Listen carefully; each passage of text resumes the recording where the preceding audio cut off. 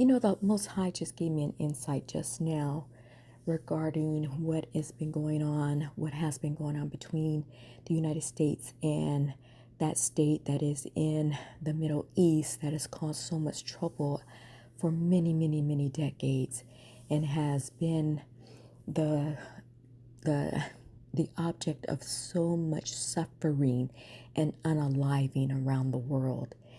And so the Most High brought to my attention as I was making my salad for my dinner. The Most High brought to my attention of why. Like, why would the United States of America be so beholden or give themselves over so deeply to these people who have proven themselves to be the synagogue of Satan? Why would they do that? And my first thought was, well, because of the many perversions that they offered them. And the Most High was like, well, they was doing that with you guys in chattel slavery. And they've been doing that all along. So what was it? Because it's not really that, because they can do that anyway. They don't need their permission to do it, even though they were the procurers of it and they would set the setting of it, but they were doing that anyway. Far before these people, these particular people who came out of World War One and in particularly World War Two and moved down from Europe, Eastern Europe, down into what is now known as the Middle East. The Middle East of what? We're still trying to figure out, but it is the Middle East, as they say. And so, what the Most High brought to my attention was because they took on our identity. They took on our identity as being the real chosen people. And they told our captors and our tormentors that they themselves would forgive them for any sins that they committed against us, against the slave and their descendants. That no matter what they did to the true Hebrew Israelites, that they would forgive, because now they were assuming that position themselves. And so it stands to reason that as long as America and Europe would just submit to that state in the Middle East, as long as they would give themselves over, they can indulge in what lustful desires or whatever profane acts that they could indulge in. And then when the time would come, they would be forgiven, because that state would say, well, we are the people, and it is recognized all over the globe that we are the people. And we say that you are okay. You're okay with us. We forgive you because you have blessed us. You have. United States of America, you have truly blessed us. And because those same people had told them and everybody else that we were lower than the dust, and I'm talking about the descendants of American slaves and the slaves, were lower than the dust, and that we were not who we said we were, and who we absolutely, just by our works of what was really America prior to the advent of the European, and what we have done throughout the world, and erasing that history and whatever else technology that was used in conjunction with Satan and the demons. You also must remember that in the Bible it says that the devil kept turning himself into an angel of light in order to deceive, to deceive. But we must know that at a certain point, these people knew, and I'm talking about the Americans, especially here on the continental United States. They've known all along what they were doing was horrific. And they've known all along, because of their consciousness. It says you be judged by your conscience. Doesn't mean that you have to have morality. It's just, are you self-aware? Are you aware of what you're doing? Would you do that to your own children? Would you do that to your own countrymen? Now, some people will say, yeah, they kind of did, but they didn't do it to the extent that they did to us.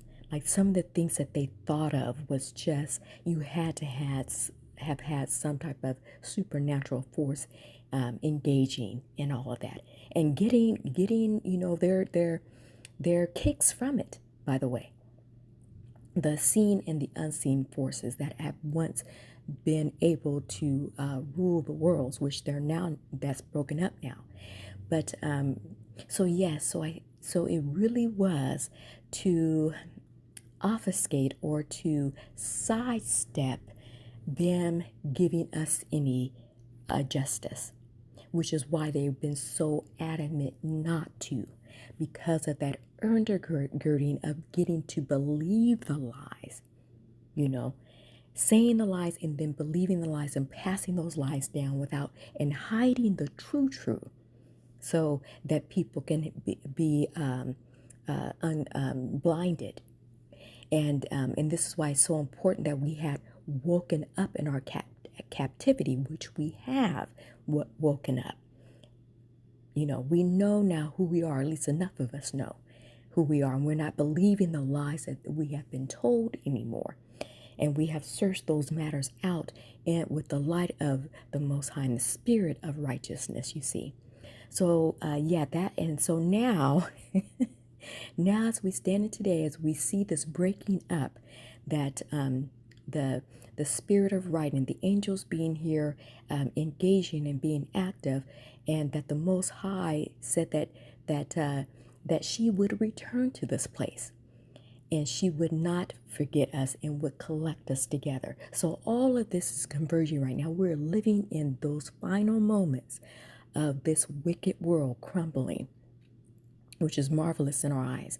And so it stands to reason that now it seems that those on high in the American hierarchy of power have realized they know what they haven't told the masses. They know that your forgiveness from the people from the Middle East can't help them one iota. So what have they been told, or what have the Most High, the Elohim, what has Yahweh showed them about us, or about what he and she were going to do? What do they know out there in the heavens? That three-eyed atlas and those other comments that were flowing around that has disrupted so much of the games that these people have been playing.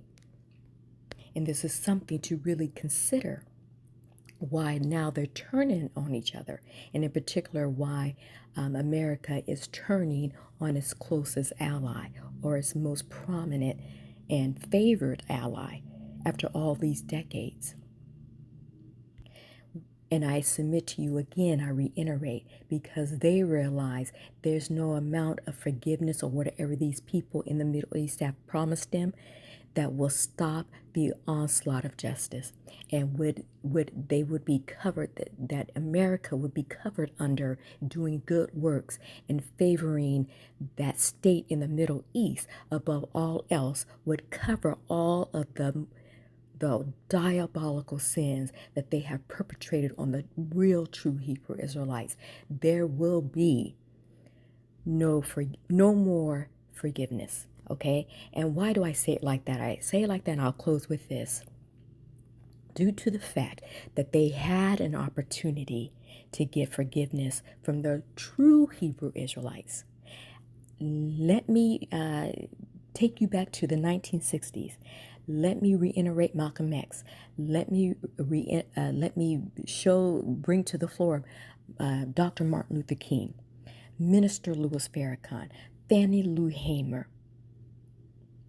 and others who did whatever they could, even Medgar Evers, and lost their lives brutally. The forgiveness could have came then, had they turned around from their bad ways and sought the Most High's face, which is basically, what do we have to do in order to correct this? And then leave behind a blessing, which was to basically give it back what you took. But not only that, you know what? You know what's going to come out too? And this is a speculation here.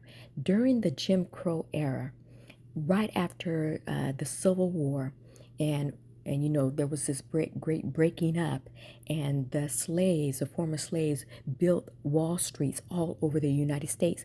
They could have just left them alone. I'm talking about just America. because it wasn't just random white people only tearing up those towns. You had the American army going after places in like Wall Street and Allenstown and other places that were dotted throughout the United States that they destroyed. Right? They destroyed, and then that sharecropping came into play because they just stole the farms of these people who came for nothing from nothing to build all that up. So that was another time that they could have made amends, and this country probably would have lasted 1,000 years, if not even more. But because they refused to do that, and the Most High said, okay, now I'm just going to harden your heart. I'm going to make you obstinate. You'll bristle at any type of justice, even in the final moments of this nation. They're still doing that. And so, but I think the kicker here is, again, let me reiterate, quite possibly, is that they realize there's nothing that that state in the Middle East can do for them. There's no amount of forgiveness that will get them out of the bear claw that they're in right now. And I'm talking about the United States is in a bear claw right now. They can see the train coming, and they're tied to the rails. They're tied to the rails, and some of you who may remember those old cartoons where they would lay somebody on they on the train tracks and tie them to it. They actually did that to us. They actually did that to us, males and females. They would do that to the descendants of slaves, our grandmothers and our great grandfathers. They would do that, lay them across and watch that train hit and run right over them. So now they find themselves as a nation of people in that same position. And they realize there's nothing that that state over there can do to untie them. And so, of course, what do they need them for now? What do they need them for? They couldn't do what they had lied and told them that they could do for them. And I'm talking about they over there on the other side of the world lied to these people, and they got to believing the lie. And so now that they realize that there's nothing you can do for us, you don't even have any power to even stop what's going on with Iran. Iran showed them that they don't have what they think they have, or what they claim to have had, you see. And the very fact, and you know what I think also too, probably because Iran acknowledged us in their little Legos videos also was a huge dent. Don't miss that. Don't miss how much that probably really hit a lot of people in power positions that are those politicians and those money men behind the scenes that were really calling the shots of what happens in the American government. Don't miss that. That these people acknowledge, and just by them acknowledging, it automatically turned the tide on them not being defeated, and not being, I'm talking about Iran not being defeated, but being able to handle that and handle it well. And it showed that state in the Middle East. It showed them up. And so anyway, why should they still continue to protect them? It's probably what President Trump is saying. Why should I even continue this? There's nothing you can really do for me. I'm throwing good money away on someone who can't help me at all. And I've been helping you all this time, and you still not right? So yeah, that's what I want to say. That's what the Most High has brought to my mind. Thank you for listening again.